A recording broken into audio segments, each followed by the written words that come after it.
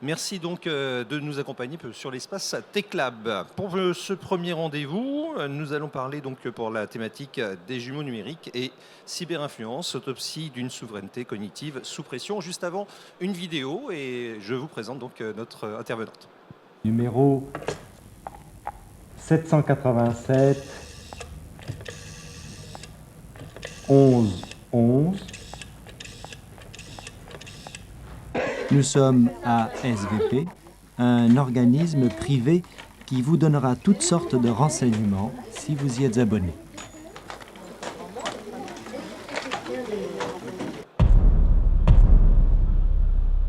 Voilà, merci. Installez-vous, bien sûr, pour ce premier rendez-vous. Merci donc d'être présent. Je vais rapidement laisser la place donc à Cécilia Pinault qui va ouvrir donc les festivités de cette première conférence. Psychologue, économiste et chercheur en sciences cognitives appliquées.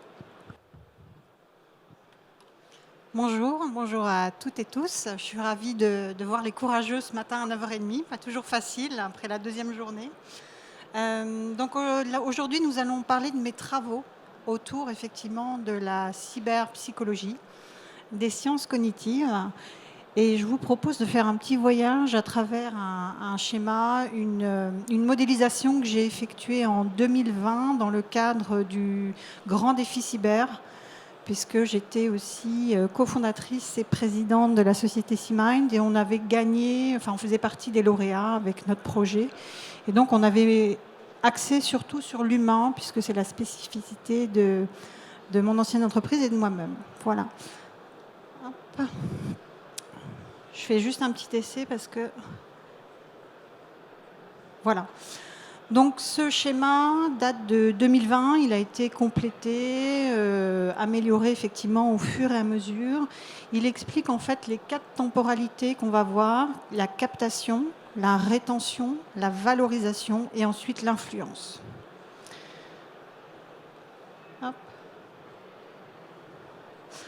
Donc pour me présenter brièvement, j'ai un parcours qui est très riche avec à l'intersection de 3 disciplines. Donc, je suis issue d'une formation scientifique avec ensuite une prépa HEC avec option mathématiques et une grande école de commerce et un master spécialisé en relations économiques internationales. Ensuite, un deuxième tempo, je me suis formée en psychologie, en neurosciences et en hypnose. Et un troisième tempo, je me suis formée en cyber au CNAM, sur les plateformes aussi telles que RootMe et Newbie Contest, puisque j'ai découvert la crypto et la Stegano, et c'est là que j'ai commencé à m'amuser, et j'ai trouvé que c'était sympa, la cyber. Et voilà, et aujourd'hui, donc, je travaille chez Orange, mais dans un tout autre domaine. Voilà, j'ai stoppé mon entreprise, parce que 6 ans en start-up, c'est très très long et très fatigant. Voilà. On va passer au vif du sujet. Aujourd'hui, on va parler effectivement de l'attention humaine et des résidus comportementaux. Vous le savez tous, on utilise des devices, que ce soit notre smartphone, que ce soit notre ordinateur, nos tablettes, et ce n'est pas anodin. Pourquoi ce n'est pas anodin? Parce qu'en fait, on a notre attention qui va être aspirée, qui va être happée. C'est tout ce qu'on appelle l'économie de l'attention. Alors, ce n'est pas exactement neuf, puisque effectivement, en 2004, Patrick Lelay, qui était président de TF1, avait déjà quelque part auguré cette ère en disant: ce que nous vendons à Coca-Cola, c'est du temps de cerveau humain disponible. Donc ça, c'était à travers la télé, qui effectivement, on était passif devant la télé, mais il y avait quand même des messages d'influence devant la télé. Et aujourd'hui, en fait, nous sommes passés à des interactions extrêmement précises, extrêmement pointues avec nos devices. On interagit, que ce soit effectivement de manière comportementale, parce qu'on a un certain rythme de frappe, on a des choses de réaction. Émotionnelle, parce qu'on est tous en train d'envoyer des emojis, ou on a aussi notre texte qui va être analysé. Effectivement, il va y avoir une analyse émotionnelle des textes parfois qu'on va envoyer sur certaines plateformes. Et donc, Shoshana Zuboff, qui est un professeur de l'université de New York, a écrit un très gros livre là-dessus en 2019. Et elle dit: les résidus comportementaux constituent la matière première essentielle du capitalisme numérique, un nouvel or noir. Donc effectivement, on vend plus seulement du temps, mais on alimente un système d'extraction effectivement de toutes nos interactions avec ces devices. Et nos comportements, nos émotions vont être analysés dans des vues prédictives, mais aussi d'influence. J'ai schématisé le premier schéma que vous avez vu avec les 4 temporalités. Donc c'est le petit voyage que je vous propose avec la captation, l'exploitation cognitive avec la rétention, en 3, la valorisation des données, et en 4, effectivement, le jumeau numérique avec l'influence. Et vous voyez que c'est une boucle qui finalement est sans fin. Et c'est ce qu'on appelle la machinerie de l'influence algorithmique. Hop. Je suis désolée, ça va trop vite. Voilà, donc la phase 1, c'est la phase de captation avec le design persuasif.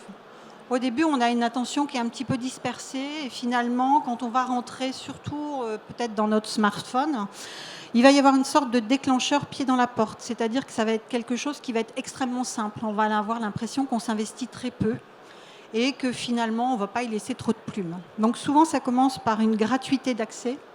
Ça va toucher à l'intime, ce qui est extrêmement différent sur les devices. Et ça, en cyber, je pense que c'est compliqué à comprendre. C'est que ce n'est pas un smartphone, ce n'est pas un ordinateur, mais c'est votre smartphone et votre ordinateur. C'est-à-dire que dans votre cerveau, ce qu'on appelle le schéma corporel, ou en tout cas au niveau psychique, ces appareils, votre cerveau il les a intégrés comme faisant partie de vous. C'est une sorte de continuité. D'ailleurs, on le sent, dès qu'on ne l'a plus, on est un peu perdu. On ne sait plus comment faire. Ce sont des espèces de prothèses cognitives qu'on a aujourd'hui pour interagir avec le monde. Donc on continue. Il va y avoir tout ce qui est effectivement swap, scroll, le défilement sans fin. Il y a des beaux reportages là-dessus sur effectivement les inventeurs de ces 2 techniques qui s'en veulent maintenant parce qu'ils se rendent compte que ça nous rend vraiment addicts à ces solutions et à ces applications. Ensuite, il va y avoir des notifications incessantes. Ça n'est pas sans rappeler finalement le chien de Pavlov. Peut-être avez-vous vu tous en sciences naturelles ou SVT à une certaine époque, la cloche qui va permettre effectivement d'activer le chien de Pavlov et qui va considérer qu'il va y avoir une récompense ou une nourriture. Et ensuite, des micro-récompenses aléatoires. Donc là, on est effectivement sur la captologie, mais aussi sur la théorie des jeux, sur Skinner. Donc vous voyez que toutes ces applications, finalement, ont une base théorique psychologique extrêmement forte. Et c'est le comportement humain qui va être petit à petit, effectivement, emmené dans le tunnel de l'attention. Donc là, c'est la phase sombre un petit peu. Donc c'est la captation, le piratage du circuit dopaminergique. La dopamine, vous en avez entendu parler. Donc c'est ce qui s'appelle, c'est l'hormone du plaisir, c'est ce qui va dans votre cerveau être sécrété quand vous faites quelque chose qui vous plaît, quand vous mangez quelque chose qui vous plaît, quand vous avez une activité qui vous plaît. Et aussi aujourd'hui, avec ces applications, ils ont trouvé le moyen d'activer ce circuit dopaminergique. Donc c'est effectivement les notifications, le défilement infini, les récompenses aléatoires. Ce qui est embêtant par rapport aux autres sujets, c'est-à-dire alimentation, alcool, drogue, sexe par exemple, c'est qu'à un moment, votre corps il va dire stop. C'est-à-dire qu'à un moment, si vous avez trop mangé, vous n'en pouvez plus, l'alcool c'est pareil.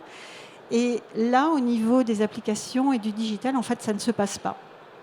C'est-à-dire qu'il n'y a pas d'arrêt. Vous continuez à consommer et votre cerveau en demande toujours plus. Il demande toujours plus cette dose de dopamine. Les petits encarts, vous voyez à droite, je ne passe pas trop de temps dessus. Ce sont les supports théoriques sur lesquels j'appuie effectivement toutes mes recherches et la modélisation. Donc on voit que l'interface, ce n'est plus un outil passif, mais c'est un environnement persuasif conçu pour maximiser l'engagement par la contrainte neurobiologique. C'est-à-dire que ça va très loin finalement.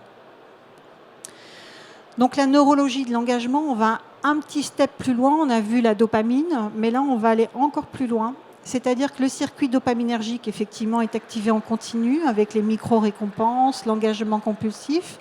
Et ce qui va se passer, c'est que notre cortex singulaire antérieur va avoir son activité diminuée. C'est-à-dire que tout ce qui est de l'ordre de la conscience réflexive, de la maîtrise de nos pensées, de nos décisions et de nos émotions va être diminué. C'est-à-dire qu'on va rentrer dans une zone un petit peu du cerveau, de fonctionnement du cerveau, où effectivement on est dans un état un petit peu comme vous voyez en analogie clinique, un état de dissociation, et on va rentrer dans un état qui pourrait s'apparenter à de l'hypnose. C'est-à-dire que vous allez être hyper focalisé sur le contenu de votre, par exemple, compte Instagram. Vous allez faire défiler. Et quand vous allez vous arrêter, vous allez dire « Oh là, ça fait une demi-heure déjà que je suis dessus ». C'est normal, parce que vous êtes rentré dans le tunnel de l'attention. Et votre conscience périphérique, c'est-à-dire votre conscience de l'environnement autour, a diminué. Donc vous rentrez dans un état de transe quand vous êtes sur, effectivement, un device relativement longtemps. Et sans cet engagement, ça ils l'ont bien compris, aucune donnée ne peut être effectivement extraite sur le long terme. Donc plus vous restez, plus il y a de la donnée. Si on explique le tunnel de l'attention, au début, vous avez effectivement une conscience périphérique, c'est-à-dire qu'on est tous là, on a conscience effectivement de la salle, mais on a la conscience du bruit aussi derrière du forum. Et vous voyez que cette interface va mettre une sorte de filtre qui va vous faire rentrer dans ce qu'on appelle le tunnel de l'attention. Et cette baisse d'activité du cortex singulaire antérieur va faire que vous allez rentrer effectivement en transe. Donc l'engagement prolongé force cet état analogue à la transe hypnotique. Et l'utilisateur subit une dissociation, concentration focalisée à l'extrême et une déconnexion totale de l'environnement. Donc c'est ce que je vous ai dit. La phase 2. Donc là, on nous a capté l'attention, on essaye de bien la retenir, on est effectivement dans la phase de rétention. Donc ils vont exploiter tous les biais cognitifs. Donc l'économie comportementale, ce sont les travaux de Kahneman et Tversky qui, autour des années 70, ont vu que les consommateurs n'avaient pas forcément des réactions rationnelles. C'est-à-dire que jusqu'à présent, on pensait que tout consommateur ou toute personne, vous, moi, on avait des choix qui étaient extrêmement rationnels. Et en fait, leurs premiers travaux ont commencé à voir qu'on avait effectivement des biais, c'est-à-dire que nos choix, ils étaient biaisés.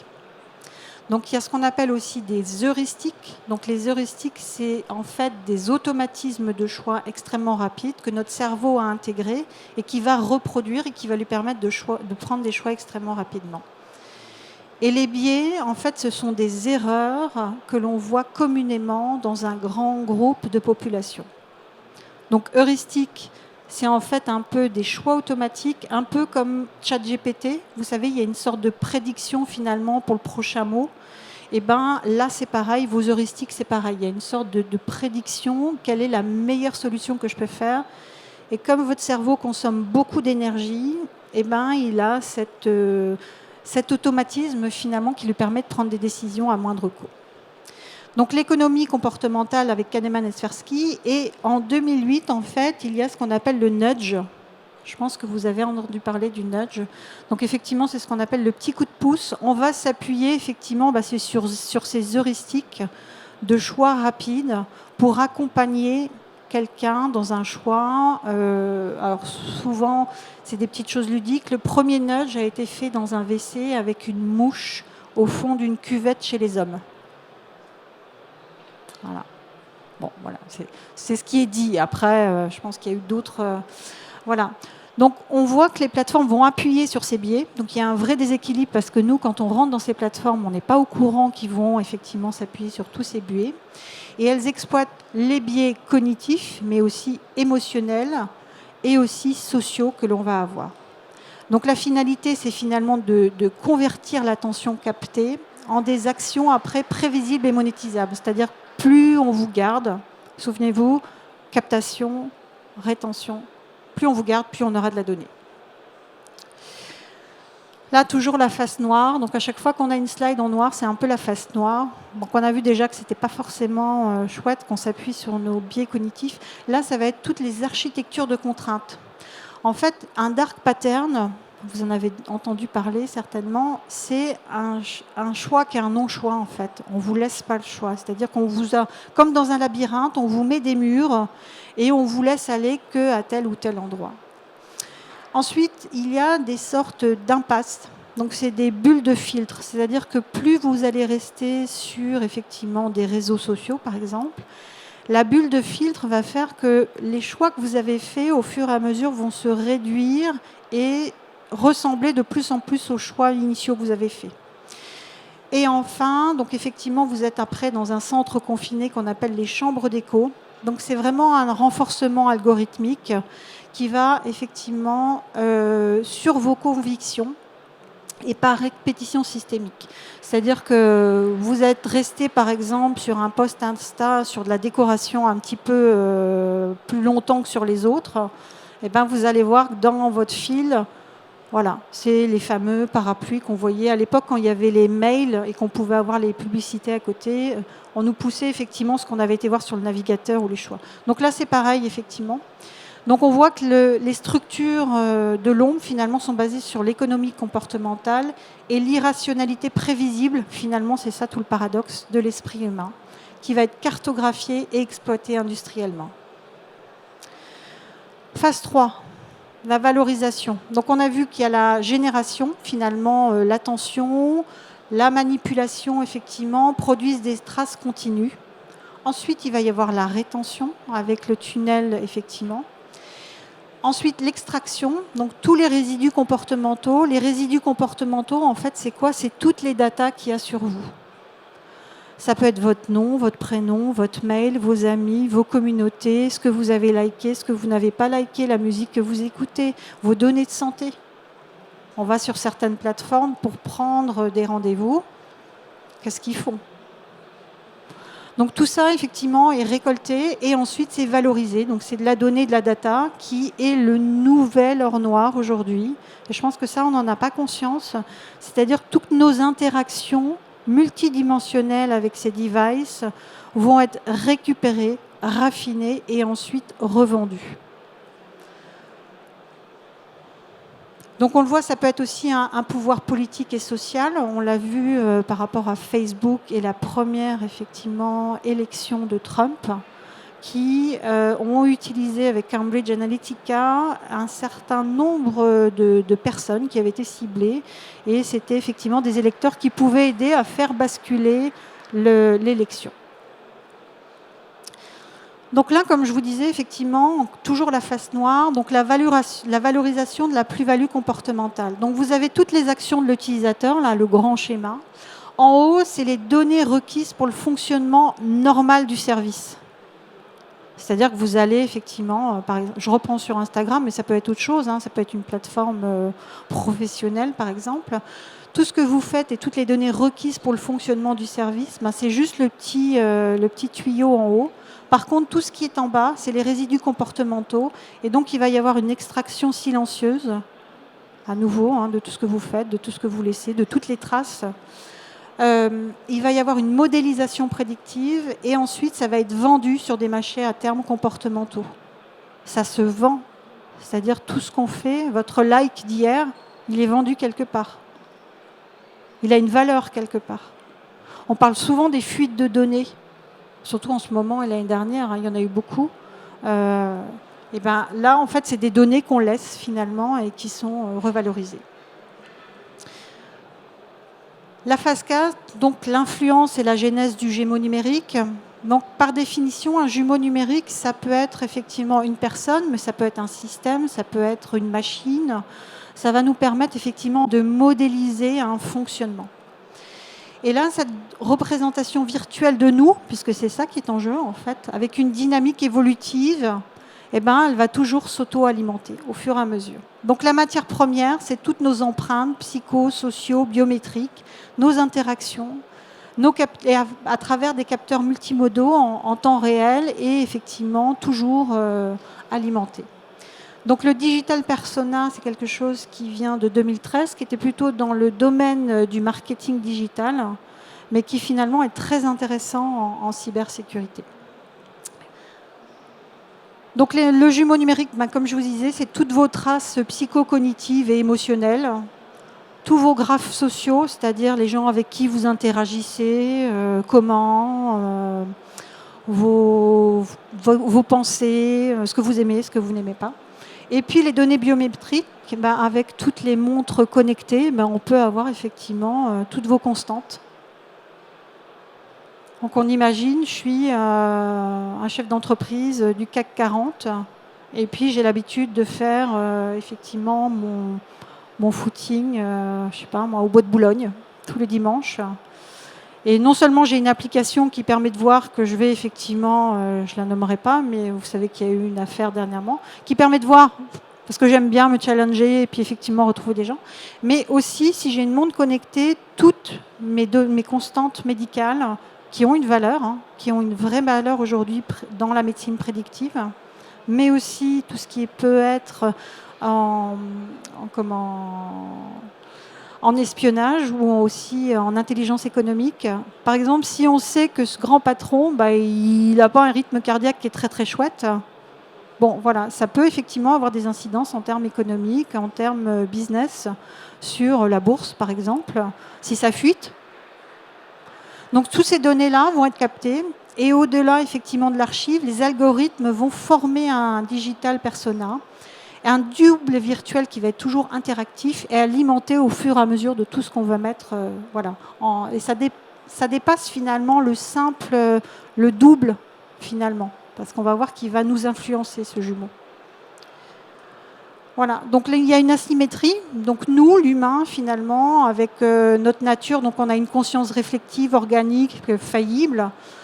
On a de l'intentionnalité, on a l'illusion peut-être d'un libre arbitre, et on est un fournisseur aveugle, finalement, de toute cette matière première, des résidus. Donc l'humain devient quelque part un peu l'outil de son propre double algorithmique, qui lui va être un modèle statistique, un normatif, avec un profil quantifié et avec toujours de la prédiction continue, et qui va être ajusté en temps réel. Voilà. Et ça va être un instrument actif qui va se retourner contre nous. Hop, pardon. Donc là, effectivement, on a vu ce que c'était notre jumeau numérique et maintenant, on va comprendre qu'il y a une sorte de gouvernance algorithmique qui se met en place. Donc avec l'anticipation, le jumeau numérique, il ne va pas enregistrer seulement le présent, il va anticiper le futur. Il va dire, voilà, telle personne, elle va aimer ça, elle va faire ça. Donc on va orienter nos choix, toujours un peu le nudge, de manière douce, finalement. On va fabriquer le désir aussi à travers des tunnels de recommandation. Donc l'entité numérique fabrique progressivement finalement des goûts, des pensées, etc. Et on voit qu'il y a une boucle de contrôle, c'est-à-dire qu'on va être finalement dans un certain cercle continu et on ne va pas s'en rendre compte. Voilà, donc effectivement, l'étape A, le jumeau numérique anticipe une vulnérabilité ou un désir. L'algorithme va modifier et va présenter des contenus. Et en 3, le comportement de l'utilisateur va être infléchi ou en tout cas influencé pour correspondre à la prédiction. Donc le système n'est plus prédictif, mais il va essayer effectivement d'orienter nos pensées, nos comportements, nos émotions. Ce qui nous intéresse aussi aujourd'hui, c'est que ce jumeau numérique, c'est un double parfait qui finalement va nous permettre, ou en tout cas va permettre aux cybercriminels d'identifier nos failles, nos comportements, nos habitudes. Et on voit une arsenalisation effectivement du double virtuel par des hameçonnages hyper personnalisés. Ça existe un petit peu en social engineering déjà. Mais là, ça va être décuplé avec l'IA encore plus. Et donc, on va voir apparaître une ingénierie sociale avancée puisqu'on est complètement, finalement, notre jumeau est déjà là. Et à la limite, on peut faire des attaques en virtuel et voir si ça fonctionne ou pas. Et puis aussi très bien nous connaître. Hop. Donc le risque cyber, c'est quand notre profil, finalement, psychologique devient la cible. Donc l'abondance des données psychosociaux-biométriques ne sert pas qu'au marketing, comme je vous disais tout à l'heure, mais va constituer effectivement l'arsenal pour l'ingénierie sociale. Et une ingénierie sociale évidemment malveillante de nouvelles générations. Donc ils vont cartographier la psyché humaine avec une précision clinique. On est vraiment dans de la psychologie maintenant, du fonctionnement psychologique. Et le jumeau numérique va offrir aux attaquants donc un pan d'accès direct aux failles cognitives et émotionnelles de l'utilisateur. Pardon. Donc on voit le sujet, la subjectivité, donc qui vous êtes. Donc on est vraiment dans des domaines de psychologie et de cyberpsychologie. Va devenir une surface d'attaque. On peut faire par exemple des deepfakes armés. C'est-à-dire on peut faire un deepfake avec vous, avec une usurpation biométrique, avec votre voix, votre visage. Ça se fait très bien maintenant. Il y a des petits outils qui sont assez bluffants, qui va être généré par l'IA.